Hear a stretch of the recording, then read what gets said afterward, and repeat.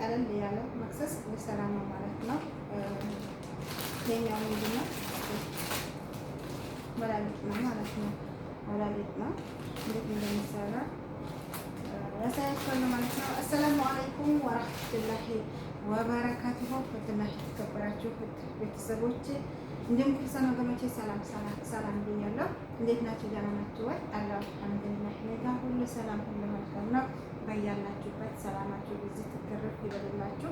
ሁላችንንም በሰው ሀገር በሰው ቤት ያለን ከሀሳብ ከጭንቀት አላህ ነፃ ይበለን ማለት ነው። ሀሳባችንና ፍላጎታችን አላማችን ተሳክቶ በሰላም ሀገራችን የምንገባበትን ቀን ቅርብ ያድርግልን እላለሁ። ሀባይብ ዛሬ በአዲስ ቪዲዮ መጥቻለሁ ማለት ነው። ይህን ቪዲዮ ምንድን ነው? ለመክሰስ ቀለል ያለ ጊዜም የማይፈልግ ነገር ነው። ለእኔ ራሱ ደስ ይለኛል ይህን ቀለል ያለ ነገር ሲሰራ ካሊጥ ከአንዳንድ ነገሮች የራቀ ነገር ጉልበት ከሚፈልግ ነገር ምናምን የራቀ ነገር ሲሆን ደስ ይለኛል ማለት ነው። ይሄን ደግሞ ምንድን ነው? ይሄኛው ተብታለች ቤት አስባለሁ። በላሊጥ ነው። በላሊጥ ሁለት አይነት በላሊጥ እኔ ያውቃለሁ ማለት ነው። አንደኛው ስንዴ ከረር ያለው ቡኒ ነገር ያለው ነው። አንደኛው ደግሞ ይሄ ነው፣ ነጭ ነው ማለት ነው።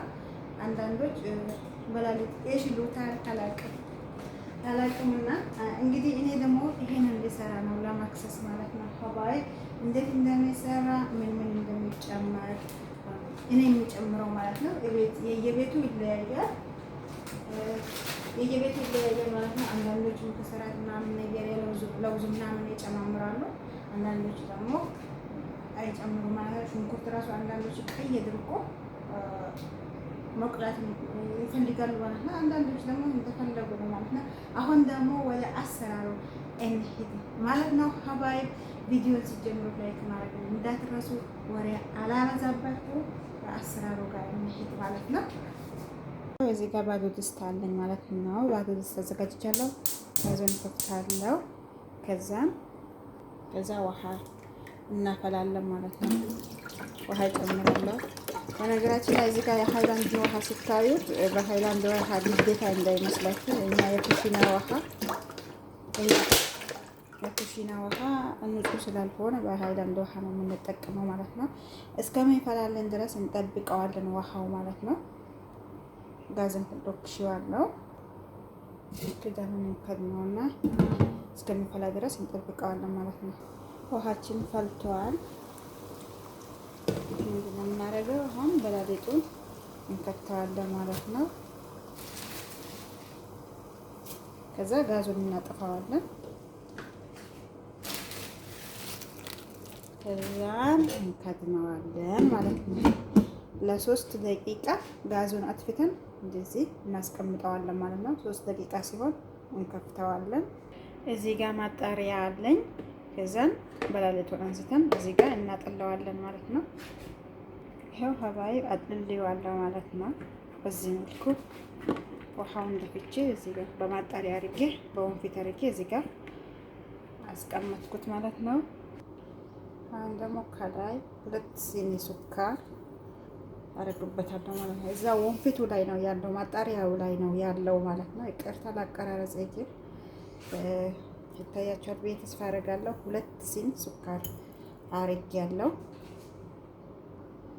እዛን ቀስ አድርገን ሳይሰባበርብን እና ሱካር ወደ ውስጥ እንዲገባ እናደርገዋለን። እዛን እዚህ ጋር ባዶ ድስት አስቀመጥኩኝ። ጋዝን እንከፍታለን፣ እንቦክሳለን። ከዛ እዚህ ጋር ቅቤ አለኝ። እንደኔ ግን አይበቃኝም። አመር ብታረቁበት ይሻላል። ለኔ የለኝም፣ አልቆብኛል ማለት ነው። ቅቤ ማለት ሰመን ማለት ነው። የተነጠረ ቅቤ ነው። ያኛው ስለማይበቃኝ ይሄኛው ደግሞ እጨምራለሁ ማለት ነው። የመጀመሪያው ሰመን ነው ብያችኋለሁ። ይሄም ሰመን ነው፣ ግን ይሄ ነበር ማለት ነው የመጀመሪያው። ስለማይበቃኝ እጨምራለሁ ማለት ነው። ሌላኛው ጋዙን ደግሞ መቀነስ አለባችሁ እንዳይቃጠልባችሁ፣ ቅቤ ስለሆነ እንዳይቃጠልባችሁ።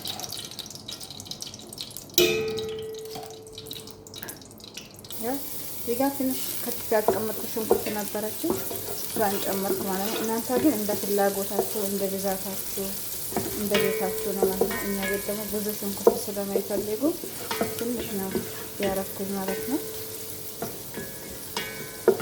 ይሄንን በደንብ አድርጌ ማስለዋለሁ ማለት ነው። አንዳንድ ሰዎች ቃላ እስከሚልም ይፈልጋሉ።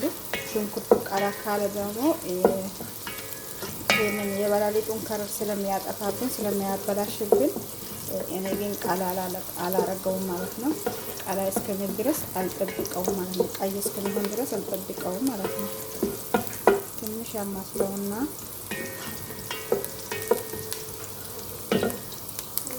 ይበቃኛል ማለት ከዚህ በላይ ከሆነ ከረሩ ያበላሽብኛል። ያኛው ነጭ ስለሆነ ይሄኛው ነጭ በላሊጥ ነው። ምናልባት ግር እንዳይላችሁ ማለት ነው።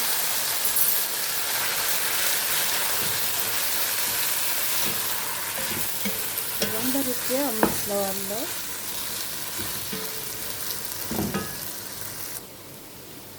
አሁን ደግሞ ሱካር ጨምራለሁ።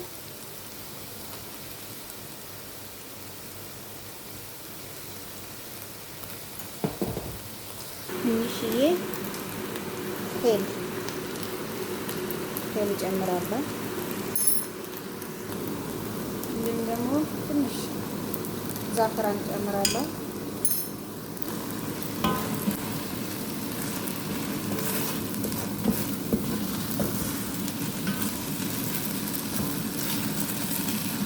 በደንብ አትንኩት። ስታማስሉት ተጠንቀቁ ማለት እንትን እንዳይልባችሁ፣ ችፕ እንዳይልባችሁ። ትንሽዬ ደግሞ የበሪያኒ ከረር ትንሽዬ። አንዳንድ ሰው ኩርኩም ማረጋት እርድ ማለት ነው። እኔ ግን ይሄንን ነው ማረገው። የየቤቱ ይለያያል ብያቸዋለሁ።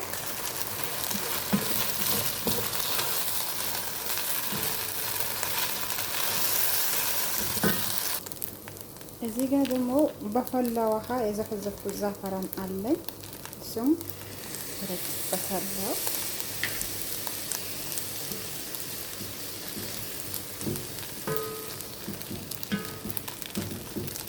በጣም ነው የሚጣፍጠው። ሀባይ ሞክሩት እናንተም።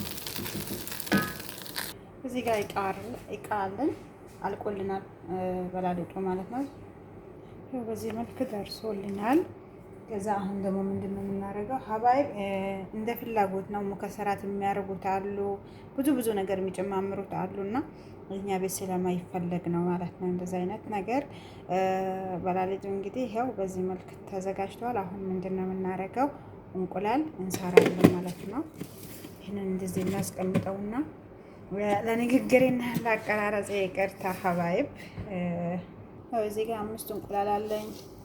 እንደ ቤታችሁ በመጠናችሁ በምትፈልጉት ያህል ማድረግ ትችላላችሁ። ግዴታ የኔን ያህል መሆን የለበትም።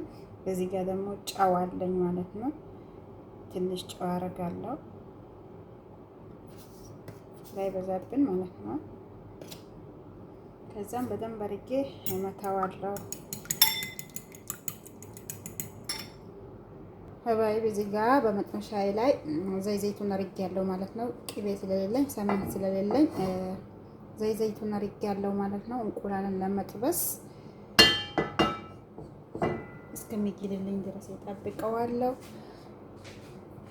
እና አንዳንዴ ምን ልስራ ስትችሉ ምናምን ነገር ለማስታወስ ያህል ነው። ማክሰስ ምን ልስራ ምናምን ነገር፣ ቁርስ ምን ልስራ ምናምን ሲባል ምናልባት ካስታወስኳችሁ ብዬ ነው። እና ሀባይብ እንድታበረታቱኝ እለምናችኋለሁ ማለት ነው፣ ጠይቃችኋለሁ። ዘይቱ ቢሏል ማለት ነው። እንቁላለን ጥቅምን ያረጋዋለሁ።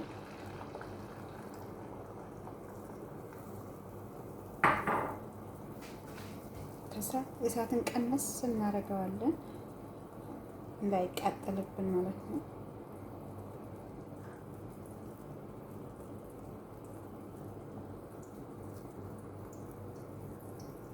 ያው ገለበጥኩት ማለት ነው። ሀባይ ባንድ እጄ ካሜራው ስለያዝኩኝ አልተመቸኝም እና ገልብጬዋለሁ ማለት ነው።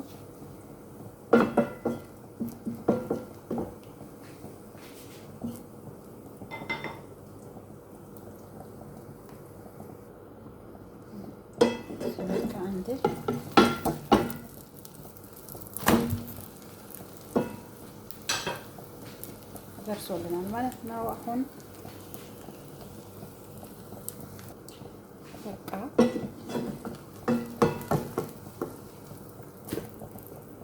ሀባይቢ ይኸው ሳህን ላይ ያረኩት ማለት ነው። በላሊጡ ላይ ማድረግም ትችላላችሁ። እኔ ግን አላረኩትም ማለት ነው። የተዘጋጁ ስለሆኑ ውጭ ያሉ ስለሆኑ የሚቀመጥ አይደለም ማለት ነው። እንዲህ ነው ማቀርብላቸው ከነሳህኑ ማለት ነው። በላሊጡን ለብቻው፣ ይሄንን ደግሞ ለብቻው ነው ማለት ነው። ሀባይቢ እንግዲህ አበረታቱኝ እላችኋለሁ። መልካምን ሁሉ ተመኘውላችሁ። አሰላሙ አለይኩም ወራህመቱላሂ ወበረካቱ።